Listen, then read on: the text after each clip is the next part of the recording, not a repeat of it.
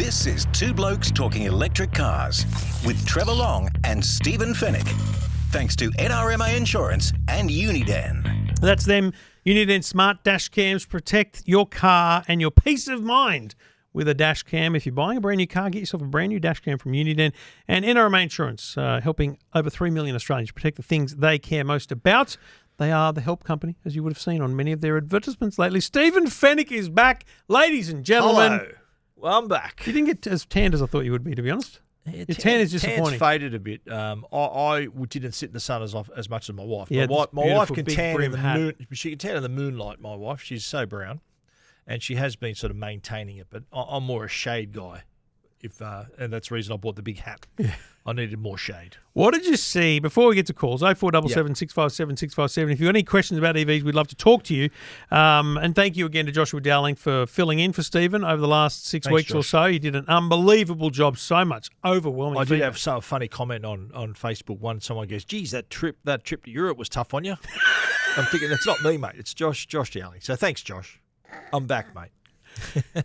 Anyway, what did you were mainly on cruises and beaches, but when you were in townships Yes. and whatnot, what did you notice? Because it is often, like when we go to California, you just notice the number of It's Teslas wall-to-wall and EVs, right? EVs, yeah. What did you notice in your short time in a few towns and cities? Yeah, no, I spent a bit of time in towns, mainly in Italy. I was on the ground, and not as many EVs. Yeah, right. You go to the US and every second car's an EV, especially in California. Every second car's a Tesla. Yep. Whereas the places I went were a little bit more inaccessible. They were harder to get to. Right. Narrow roads. I think I sent you a photo of a tiny little laneway and a car squeezing through. Do you remember the Fiat Abarth that we spoke Yes. about? Italian car. Hello. I know why they're so small. And I know why that model, you can actually make the car make a sound. Because there's a lot of blind corners and a lot of little narrow laneways. People talk about EVs Yeah. being quiet. I've got to be honest. Jackson has taken to driving my Cupra. Has he? And we had to go somewhere, so he picked me up. So I'm at the office. He comes by, and I walked out the front. And I'd never heard the car drive up to me, and it makes a lot of noise. It makes a solid hum. Yeah. And so does the EV9. They do make noise. They do, but I think Unless you've got a V8, not a lot of petrol cars make a lot of noise either. Well, but I think you drive a car long enough and you know what it sounds like, but also what other cars sound like. Right. And there's a lot of places in Italy, and like whether it's narrow streets or you're going up steep inclines and up side of mountains and things like that, where you got to give way. You got to know that there's other cars coming. Right. And especially you got to give way maybe to a bus or something like that. So I did notice that there were EV spots to charge EVs, Right, yep. just not as many. And they were in the places you'd expect. Like a lot of petrol stations I noticed, like fuel stations, there was an EV in the corner, an EV charger in the corner. So not completely ignored, but not as present, not as many on the road that I saw. I'm looking at just some general stats, and there's nothing to quote here, but it does look like their sales of EVs are very similar to Australia, frankly. Yeah. Battery electric vehicles made up just 4% of new car sales in Italy. That's less than us. Yeah. So I don't know why that might be. I actually think there's a lot of older. I think the age of vehicles in Italy is greater. But also too, where you're in a lot of old cities. You're in like Florence and Pisa and Rome and all these really old towns, which I'd say updating the infrastructure is tough because of the sheer age of the city, but also too, there's a lot of heritage listed cities as well. You can't touch them. You can't do much to them at all. So that could be a barrier. Infrastructure to would be that more on the infrastructure. outskirts than in those city That's areas. right. Yeah. So if you're living in the heart of Rome or Florence, you won't find an EV charger anywhere there. But if you're living on the outskirts, hopefully you do. But again, it's still it felt to me that they were still hanging on. The petrol cars were still hanging. They were pretty much 9 out of 10 cars was a regular petrol car. Yeah, I think that's probably. I think they're actually very reflective of us. I think we're probably more advanced than Italy. There could be a lot of government reasons for that. A whole bunch of reasons. You never know. I did see more. I remember on one of the stops on the cruise, we were in Croatia, and we were driving down. We were on a tour driving down a freeway, and I remember we were in Zadar, so in Croatia, and the drive to where we were going for the tour was like an hour on the freeway. And every few kilometres there was a fuel station. There was a EV charging stations on those popular highways. Yeah. So Croatia had embraced the EV game in those areas where they know a lot of people drive long distances. So it seems to me that, like in Australia, on your main highways, they've thought out where to put the chargers. And well, that's a plan for another day. We should do an international EV road trip. Hey, it's up there with our plan to do an Australian one, which we've talked about and never done but for a while. But anyway, it's fascinating. And we'll talk more about what you saw in Europe over the weeks ahead, because there's probably a lot to take in from the EV side of things. But right now, if you've got a question about EVs, you're in the market for an EV, Penelope, if you're listening, where have you landed? Was it 11 cars she drove? Was it Penelope? Yeah, it was Penelope, yeah. 11 cars she drove. Have you driven more? Have you bought one yet? I reckon she might have driven more. I think she's driven more. I think she just really enjoys doing test drives. Maybe she just loves the company of salesmen. Is that right? Just chewing their ears off. Yeah. She's the most knowledgeable person. Anyway, if you're in the market, let us know. 0477 657 657.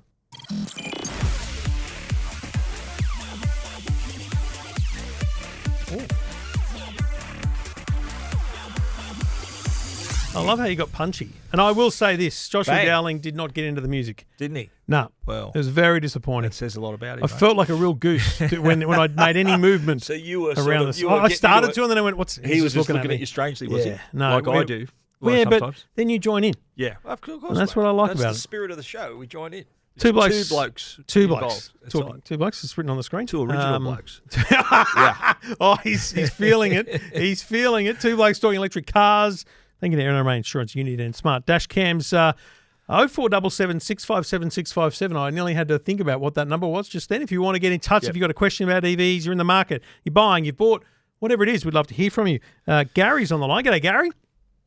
Hi, great to be on your show, guys. What's happening with you, mate? Where are you in the EV journey? You own one? On the EV journey, I was one of the brave people who bought a Kia EV6 when I ordered it. They said can't even tell you what colours, we can't tell you the price, I can't tell you when, but we'll take you $1,000 deposit. So, well, one of those genuine announcer product, I'm going to go for it kind of roll things. the dice. Yep, yeah, and it's been fabulous. We've had it for well over 2 years, 2 and a bit years, and we've done 50,000 Ks. Yeah, I was going to say, you've put some miles on it, Gary. Where are you driving? Have you got a long commute, or you just like long drives? What's the go? No, I'm just an old retired guy living in Melbourne, and we've had 4 or 5 trips to Sydney, half a dozen trips to Adelaide. Wow. Now we've got it and we love it. We just do a lot more travelling. It's quite bizarre. And you're still on the original tyres. Oh wow. Okay, I'll talk about that in a minute. But you are one of the guys the driver who likes driving long distances, and you're not put off with the fact that it's an EV. There's a lot of drivers, a lot of potential drivers who are thinking, if I drive far, am I going to find a charger? So there's a bit of anxiety still. No anxiety with you, is there? You were straight into it.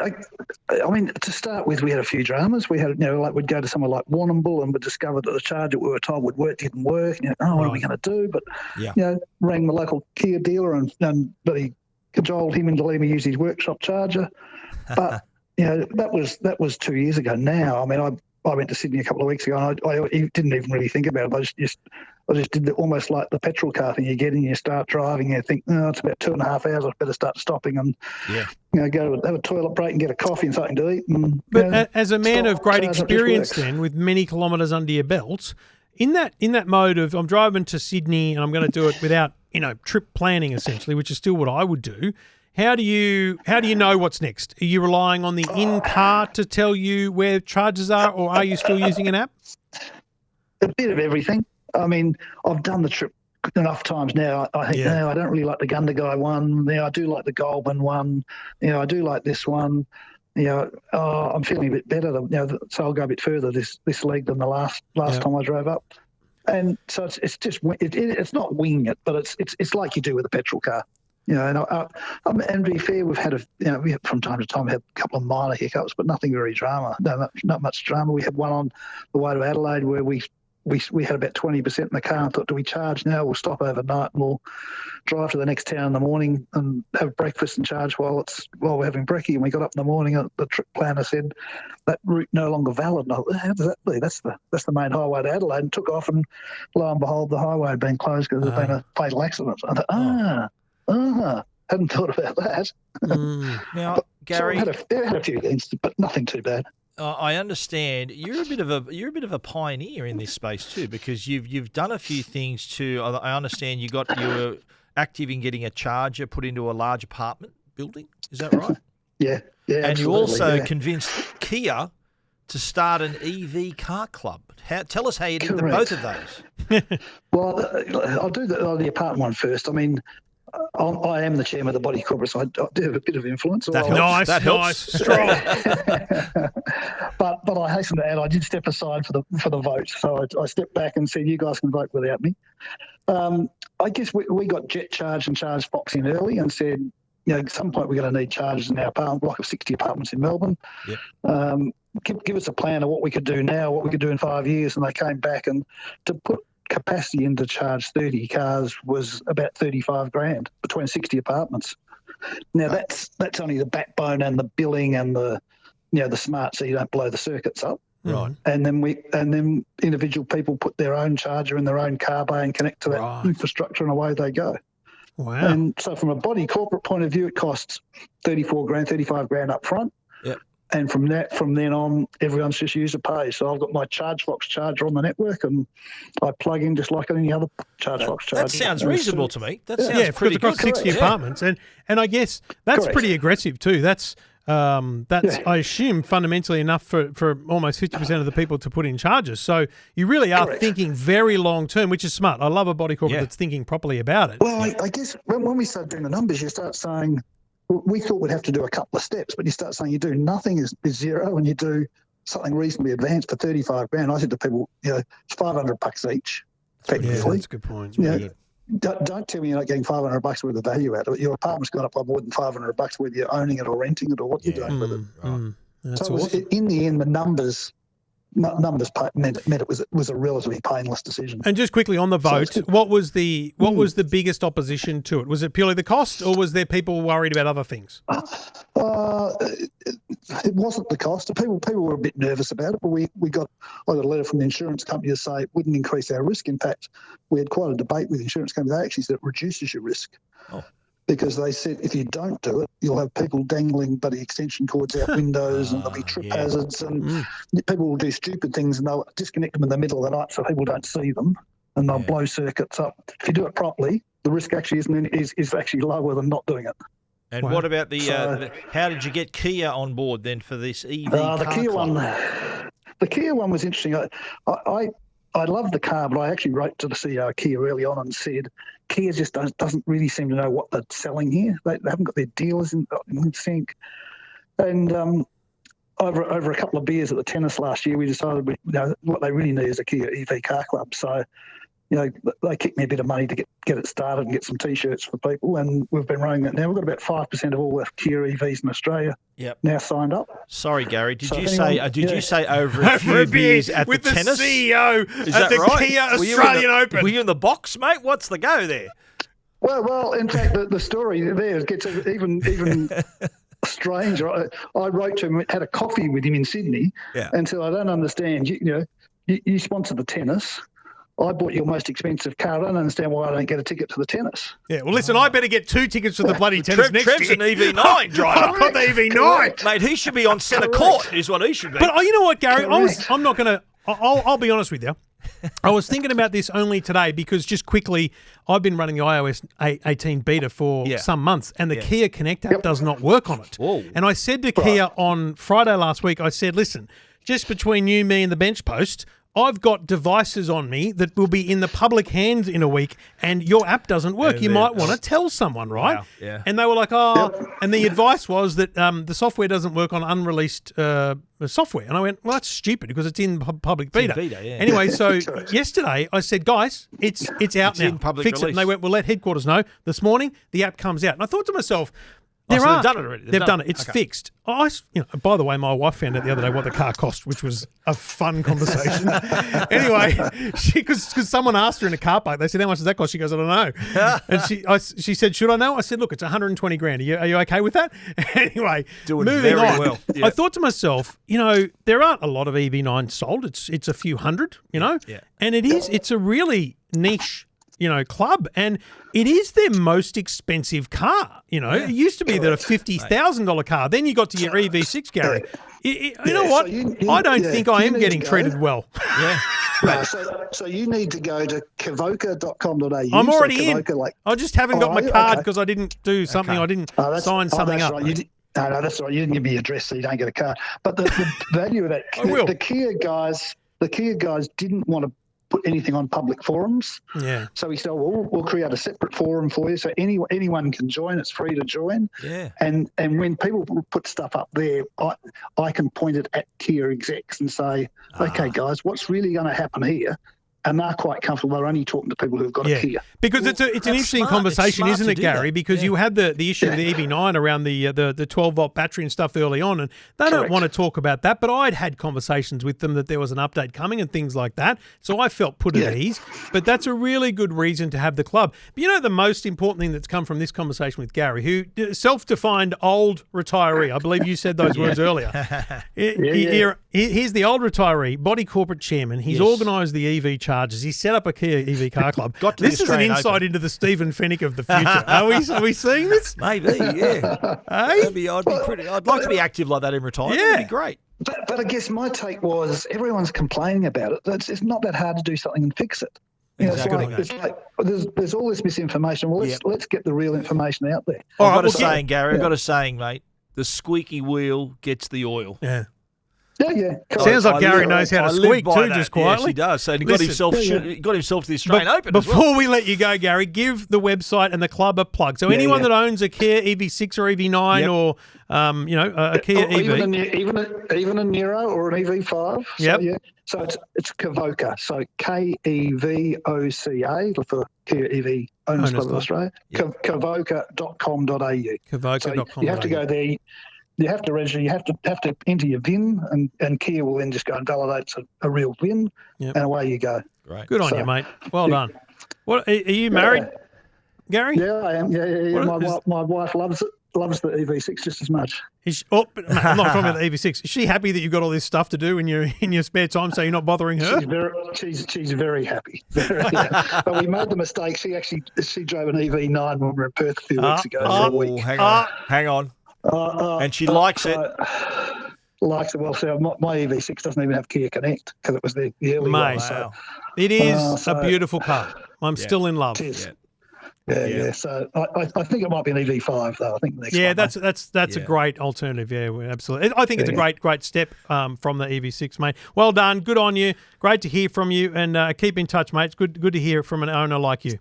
Thanks, Gary. Fabulous. Thanks, guys. Cheers, mate. Good work from your side. Okay, thank you, mate. Cheers. Have a great afternoon. Good on you, mate. What a my kind of guy, Gary. Yeah, I'm telling you, that's awesome. what you're going to be. You're going to be running South Sydney, fan clubs, past players clubs, fan clubs. You'll be like a Mercedes. You should be getting on a Merc about the Mercedes Owners Club. I am pretty vocal about if there's a couple of things I've got to talk to them about. Oh, really? A couple of little things happening in my car that I'm thinking, you know what, that shouldn't be doing that. Well, there it is. Yeah. All right, Two Blokes Talking Electric Cars. Great to hear from owners like Gary, and you could be one of them, or if you're in the market for one, 0477 657 657.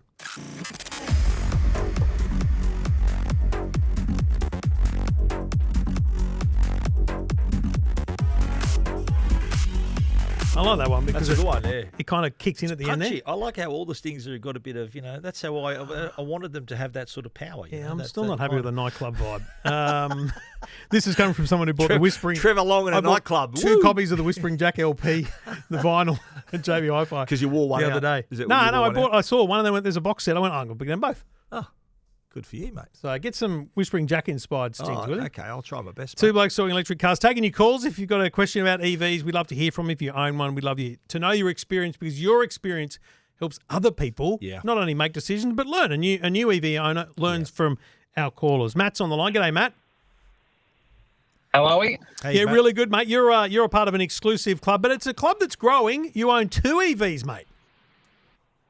Yeah, we got our first one, a Tesla Model 3, because that's about all that was around. And then we were lucky enough to pick up off the first shipment a standard range GWM Ora for the wife. What brought you to the Ora? Was it price? Did she love the look of it? Because it's a quirky looking thing.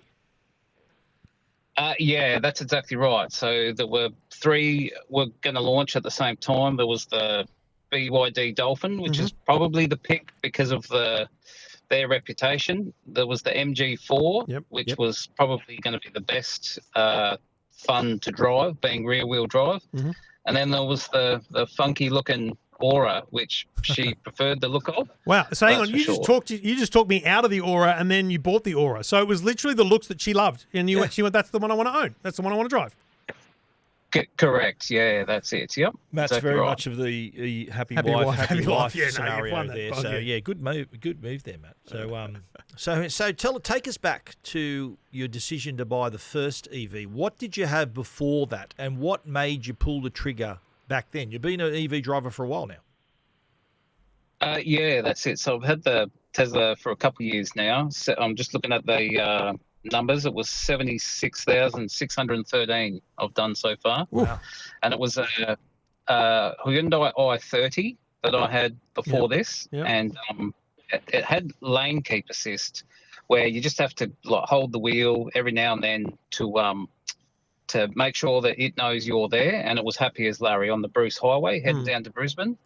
As soon as you went north of Gympie, it would struggle on the single lane. I was like, I really like this feature. What other cars have it? And then all of a sudden, YouTube said, "Oh, these Tesla things can drive themselves." And I took one for a drive, did some research, did some numbers, and looked at the price of fuel that I was paying, and then it was a no-brainer. And was it that fuel saving, overall cost saving that went? Hang on, we should have two of these. Why are we paying for any petrol?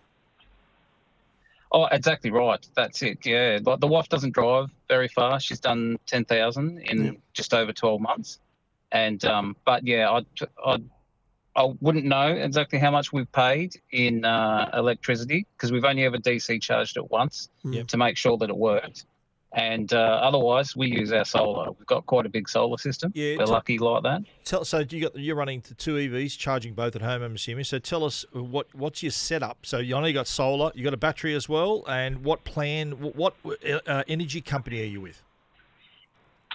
So we're with Amber Energy, which works quite well most of the time, because we do have a battery as well. We've got a SunGrow system. Yep. So we've got 15 kilowatts of solar, and then two 5-kilowatt inverters, because we can only export obviously 5 per phase, being single phase. Yep.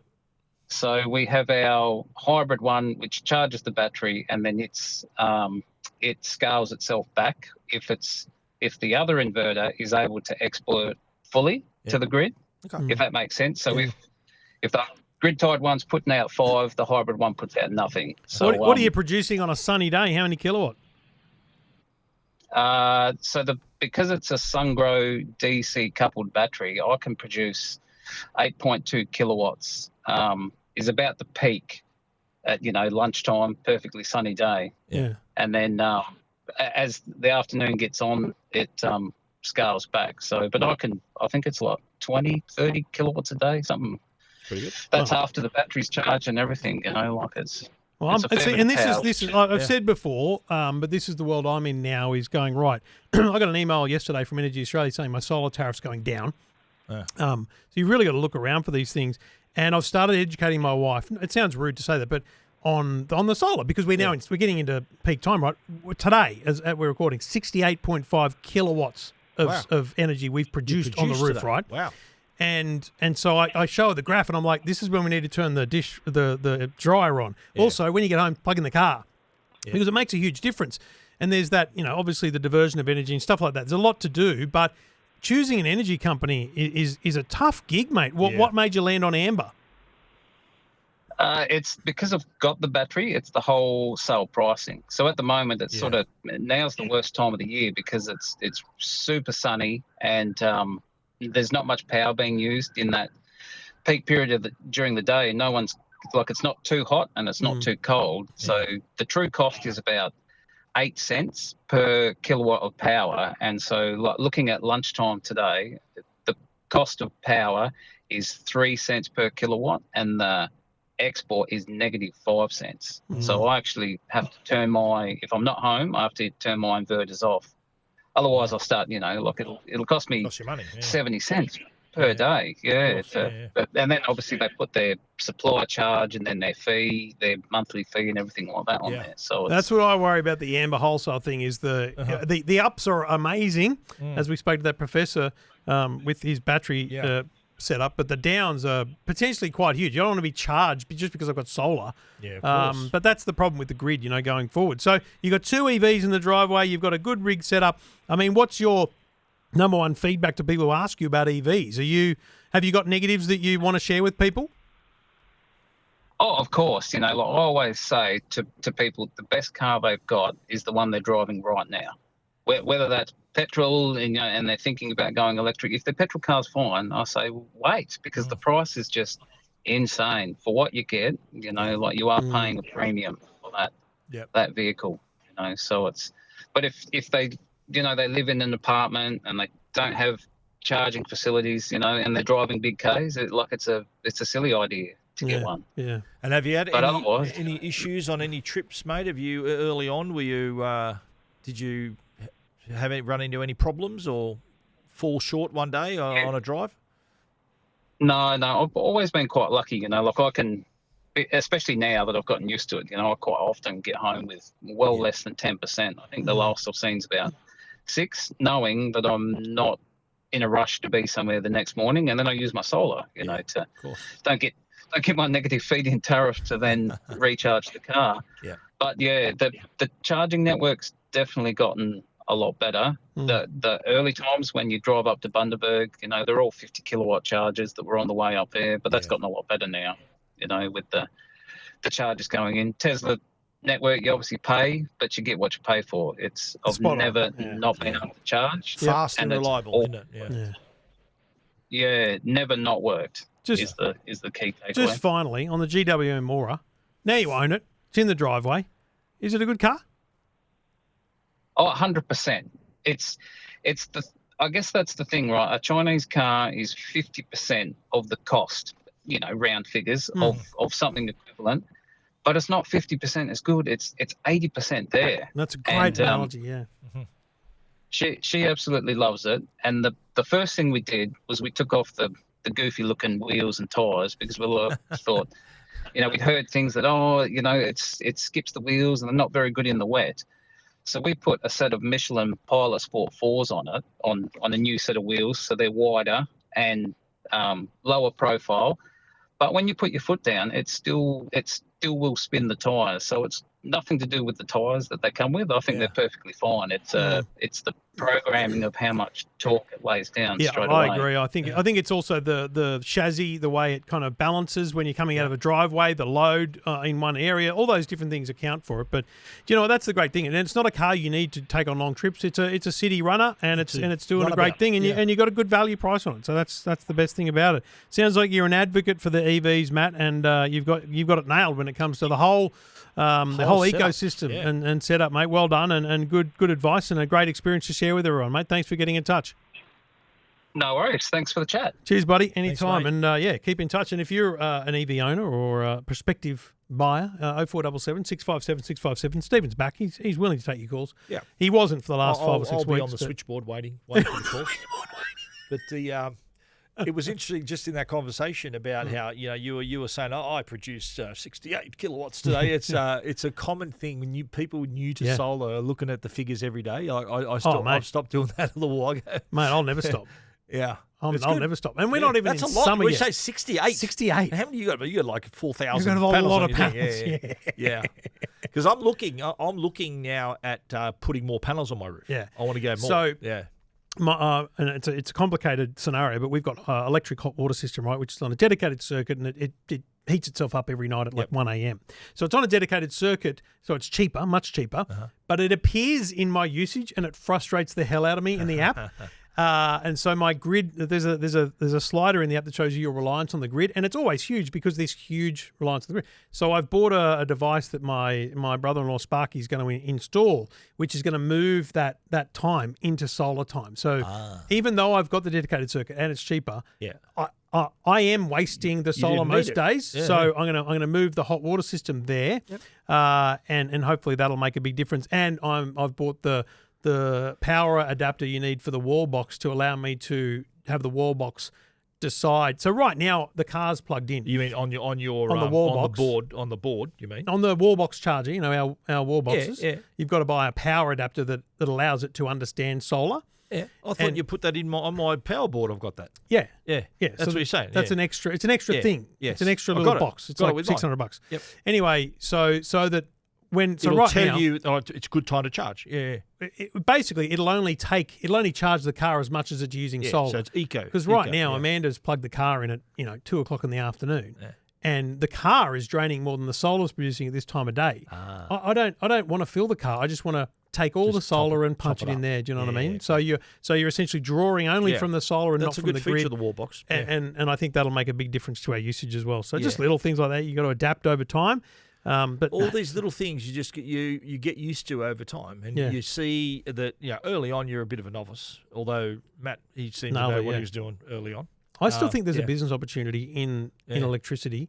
Yeah, for the right company to do the right plan. Oh, absolutely. For the right people. And there are some companies that offer you tick the box if you've got an EV, they give you some cheaper rates, but it's still there's very always confusing. trade-offs though.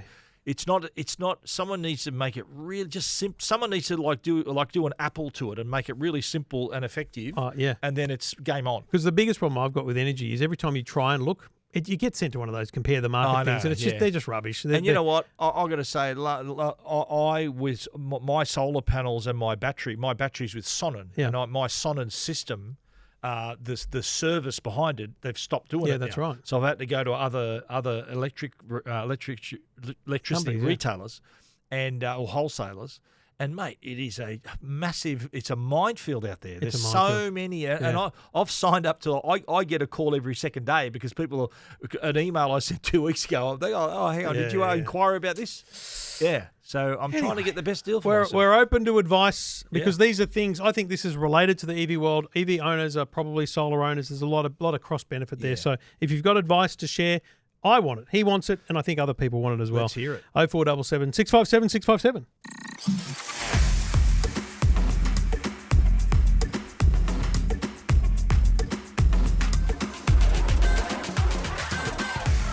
You know, you called the other ones a nightclub. That's the jungle one. That's jungle. The jungle beats. Don't you reckon?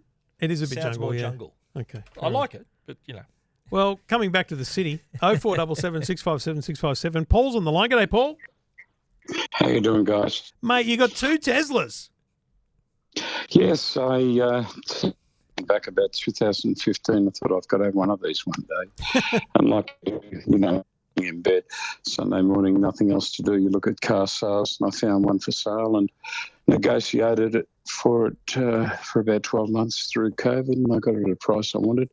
Having driven it for a couple of months, I realised we were saving in excess of $10,000 post-tax. Wow. Just by driving to and from work. So we bought a second one. Wow. Also second hand. So both Model S's. With free supercharging. Both Model S's, both with free supercharging. Lovely. And I was one's now done 200. Yeah, back in the day, mate. And I had free supercharging. That was a. And I'm interested in that feature. because that's you held onto that, but then lost it when you sold it. So have you thought about upgrading, but you would be downsizing the car and you'd lose the free supercharging?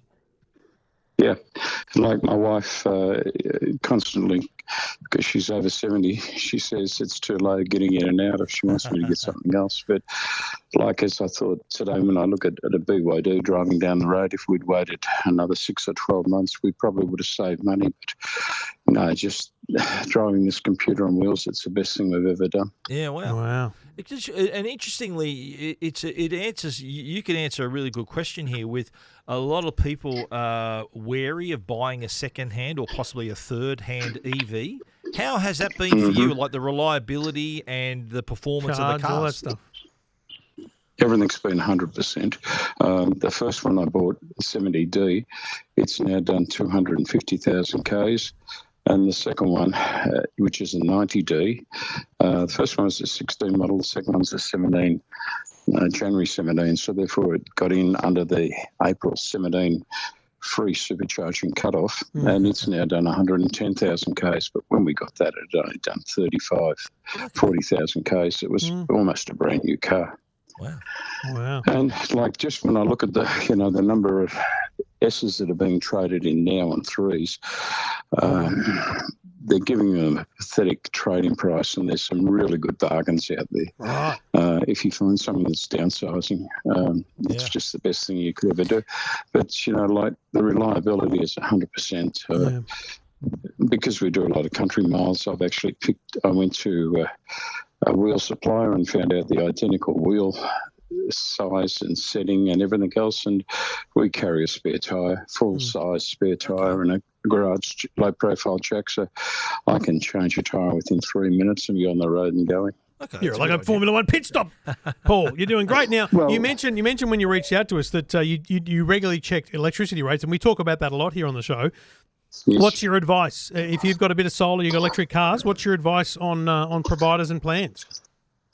Well, if we both do, as we often do, 200 kilometres a day, therefore we need to charge 40 kilowatts into each car because we average 5 kilometres per kilowatt. So therefore we're never going to get that out of us. But for a home, we just, with the Victorian government compare website, I just keep comparing, and the deal that I've got with Lumo of 16 cents off peak that goes from 9 p.m. till 4 p.m. So there's only 5 hours of peak, which is 26 cents. I can charge you $6. It's crazy. You know what? Someone else suggested Lumo, and I looked them straight up, and they're only in Victoria and South Australia, which is a bummer because they do sound enticing, mate. Yeah, well, a mate of mine, he lives about 50 kilometres from me in a town called, he lives in Kilmore, and he was able to get some really good rates from OVO, but when I went to them, they were the worst possible in my area, you've really got to shop around. But I'm about to put in 30 kilowatts of solar and a 30 kilowatt battery, and so that I totally upgraded my house to fully electric, and we're now going 3-phase, so we'll have a 3-phase solar system, and we're just going fully electric. We've got away from the polluting firewood and everything else, and like I saw Griffith recently quoted that Australians are spending $50 billion a year on fossil fuels. Well, the biggest crime against the Australian people today, of course, is interest rates, and interest rates are most affected by, and inflation are most affected by fossil fuel prices. Energy prices, If we all went electric, we would save $50 billion a year as a nation, and we'll have a cleaner environment. And when we look at the likes of Janus truck conversions, those trucks run 70% for the cost of diesel on electric, and they do one swap during the driver's fatigue break, and they can do Sydney-Brisbane faster than a diesel. There's a lot of options out there. There's a lot of growth still in the industry. I think there's a lot of education still to be done, Paul. But, that's the great thing about people like you who've got the knowledge and the experience and the runs on the board. That's what people want to know and want to hear. I think it's great to hear from people like you, Paul. So, mate, I appreciate you getting in touch and sharing those stories and that experience, because it's good to hear for other that people. A second-hand EV still can give you a lot of value. It's good. Can I just say before I go, please, 10 years ago, I thought hydrogen was going to be the answer, but what I've seen, hydrogen has stopped and hydrogen won't work, but there is, I could speak for hours on hydrogen, why it doesn't work. I was actually a great advocate for hydrogen 10 years ago. I drank the Kool-Aid of hydrogen, but then once I drilled down into it, it's just, it's actually been shamed and by a lot of people overseas. But when I look at people with home solar and batteries, they become virtual power plants. They sell their excess to the community. Now, if each community used the Janus swap and go batteries as their backup, every town around Australia imagine if we actually did that, where we went, community by community, we had huge batteries that just helped the community stay online. Plus, it allowed us as a community to feed our solar. I'm telling you, there's still entrepreneurial opportunity in the home energy space, Paul. Grid. But it's probably for younger and smarter people than us, mate. But it's good No, advice, mate. no. If we don't lead it, no one's going to lead it. But if every town across Australia has these swap and go batteries as their backup for the community solar, we would have a national network of swap and go batteries for our heavy transport. And like there are farmers over in the West now who have looked at the cost of diesel, and they have now installed wind farms and solar farms, and they are developing their own swap and go on sites for their machinery on the farm. And so they're saving, they can prove that they can get a payback period in no time at all. There's actually one product out there called Hydi, Hydi, that actually bolts onto existing diesel trucks and replaces the AdBlue. Now, AdBlue, when you think about it, it is just dried animal urine that we are paying a fortune for someone to bring to Australia, add with our water, and then we're paying more for AdBlue than we're actually paying for fuel. But by putting this Hydi on your truck, you increase your efficiency and lower your cost by 18%. Wow. And the case of a Sydney-Melbourne operator, he can pay this off in 6 months.